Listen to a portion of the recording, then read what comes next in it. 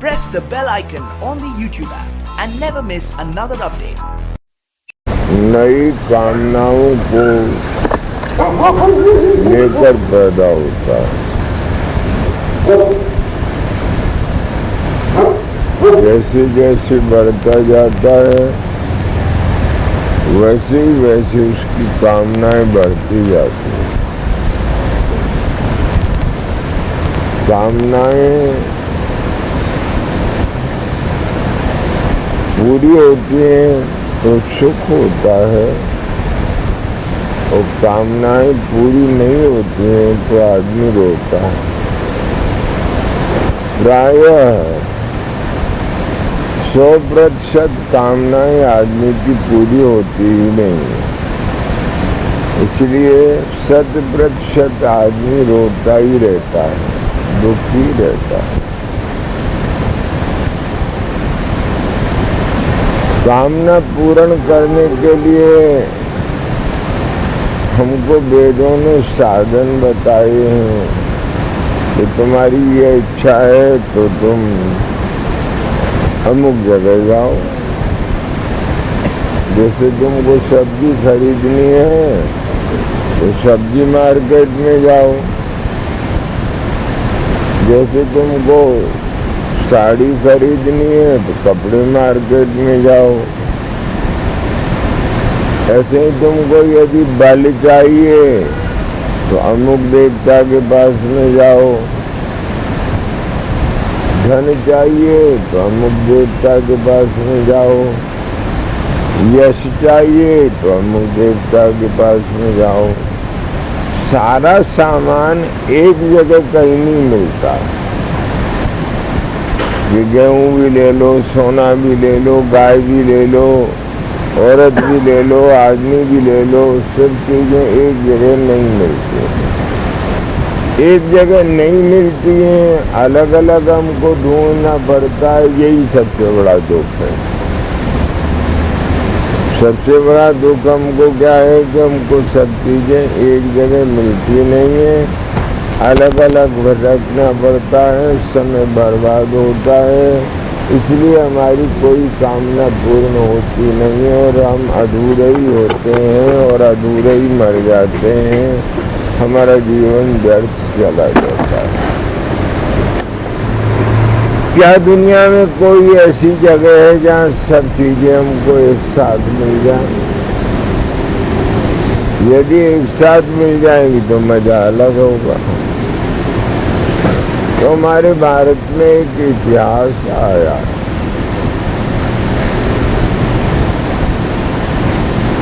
इतिहास है, एक ऋषि हैं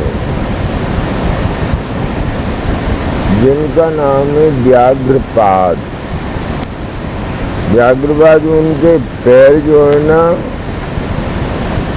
शेर जैसे बड़े बड़े और उनके 2 बच्चे थे। एक गोदी में था और एक उंगली में। जंगल में रहते थे, ऋषि जंगल में ही रहते थे। उनके पति जो राजा जनक की जेल में पहुंच गए।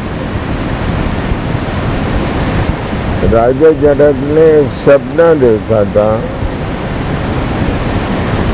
माने मई का महीना और महुए के फूल और इसके मोगरे के फूलों की सैया, मोगरे के फूलों की मच्छरदानी, उसके ऊपर पानी टपक रहा, महारानी चरण दबा रही हैं, मध्याह्न काल में विश्राम कर रहे हैं। सपना आया कि कोई राजा ने चढ़ाई करी, राज्य नष्ट हो गया, राज्य जंगल में चला गया। सपना आया, सपना टूटा। तो सपना, राजा को ऐसा सपना आना, राज्य स्त्री का नष्ट हो जाना अशुभ। तो ज्योतिषियों को बुलाकर पूछा, भाई ये सच है या वो सच है? ये तो राजा कह नहीं सकता था कि मैंने सपना देखा कि मैं राज्य से नष्ट हो गया हूँ। तो क्या प्रश्न किया कि ये सच है या वो सच है। मैंने जो आज मैं पलंग पर सो रहा हूँ, महारानी चरण दबा रही है, मोगरों के फूलों की मच्छरदानी में हूँ, ये बात सच है या जो जंगल में अभी रोता फिर रहा था नंगे पैर वो सच है। अब जो भी ज्योतिषी उत्तर देवे दे नहीं पाए, भाई जो उत्तर नहीं देगा जब तक यहीं रहो, जिस दिन उत्तर दोगे उस दिन जाओगे। अब ये सारे देश देशांतरों में बात फैल गई। राजा जनक का कोई जो प्रश्न का उत्तर देगा उसको बहुत बड़ा वैभव मिलेगा। बड़े बड़े विद्वान ब्राह्मण पहुंचे, बड़े बड़े ऋषि मुनि पहुंचे। शर्त यही कि जब तक उत्तर नहीं दोगे तब तक जनकपुर छोड़ोगे नहीं। यज्ञ करो, दान करो, पुण्य करो, जो तुमको चाहिए वो सब लो। और राजा ने भी दिल में सोचा कि जब राज्यश्री नष्ट तो हो ही रही है तो क्यों नहीं धर्म पुण्य में लगाऊं। जो सपना आया है कि मेरा सब कुछ नष्ट हो जाएगा, तो जब होना ही है तो इस साधु महात्माओं में और अच्छे कर्मों में ही खर्च कर दूं। तो इस तरह करते करते वो व्याघ्रपादक नामक जो ऋषि थे वो भी पहुंच गए। उन्होंने भी राजा को उत्तर दिया। राजा को उत्तर पसंद आया नहीं, वो भी जेल में बड़े हो गए, बहुत दिन हो गए। कहने का मतलब मिथिला जो है साधु महात्मा वेदपाठी ब्राह्मणों का एक नगर बस गया। लोग राजा के प्रश्न का उत्तर होता नहीं था और कोई जा सकता नहीं था। तब वो दो बालकों को छोड़कर गए थे, जंगल था। तो बालकों का मामा आया। मामा आया तो उसने अपनी बहन से कहा कि दीदी तू दोनों बच्चों को लेकर यहाँ जंगल में रहती है, चल तेरे भाभी के पास में वहीं रहना। बात भी सस्ती। जवान औरत, दो छोटे बच्चे, जंगल में खाना नहीं पीना नहीं, चली गई भाई के यहाँ, वहाँ रहने लगी। भाई के यहाँ एक गाय थी। गाय 1 गिलास दूध देती थी। भाई के भी 2 बच्चे थे। भाभी को दूध उतरता नहीं था और वो दूध जो गाय का होता था उसको पिलाकर बच्चे को जीवित रखती थी। अब वो गाय का दूध निकले तो वो बहन का जो बड़ा लड़का था वो अपनी माँ से कहे कि माँ मेरे को दूध चाहिए। अब भाभी यदि उस बच्चे को दूध दे देती है तो उसका बच्चा भूखा मरता है। और आखिर को ननद तो ननद ही है, तो भाभी अपने बच्चे को दूध न दे करके ननद के बच्चे को दूध दे दे और उसका बच्चा रोए, भूखा मरे, तो ननद को बड़ी तकलीफ हो गई। तो मैं कहाँ आ गई यहाँ पर, भाभी को तकलीफ हो रही है, बहुत दुखी। एक दिन कभी आटा घोलकर बच्चे को दूध दे तो बच्चा कहते माँ ये दूध नहीं पीऊंगा। मालूम पड़ जाए कि आटा है। बहुत साधन किए पर माना नहीं। एक दिन अपने बच्चे को गोद में लेकर जंगल में चली गई ताकि भाभी दूध निकालकर अपने बच्चे को दूध पिला दे, बात समाप्त हो जाए। तो भी बच्चा दूध के लिए बहुत रोया। एक दिन जंगल में चले गई, गोद में बालक है। आज माँ बेटे की बात हो रही है। बेटा मैं तेरे को दूध नहीं पिला सकती,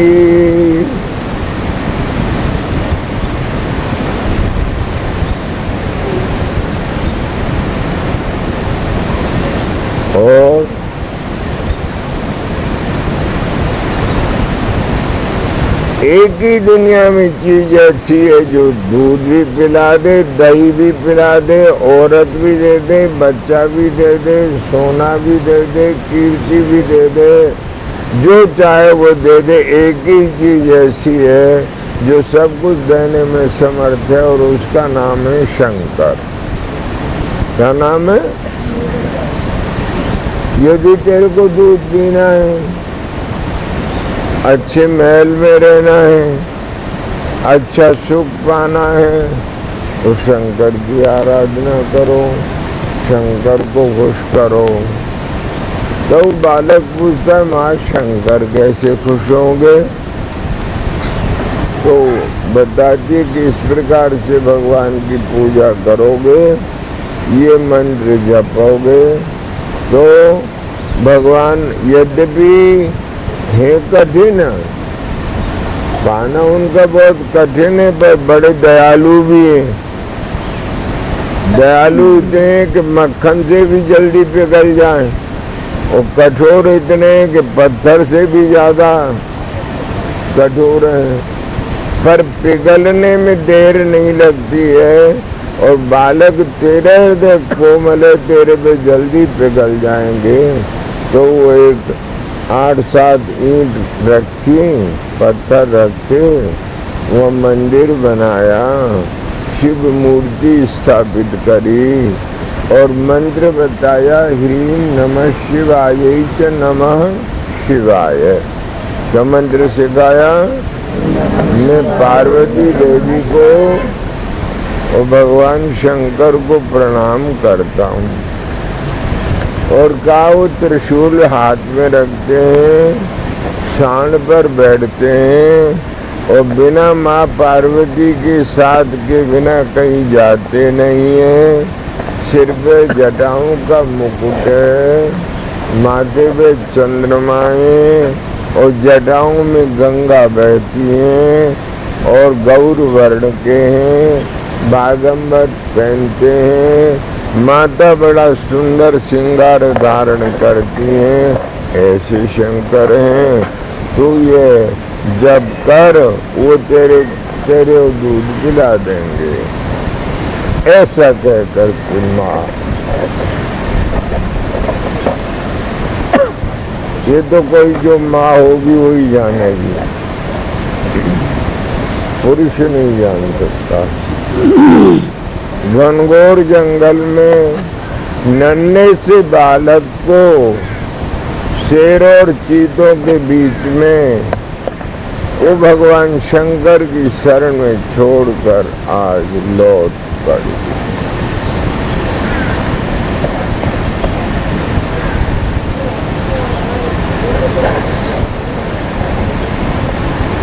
उसको ही विश्वास था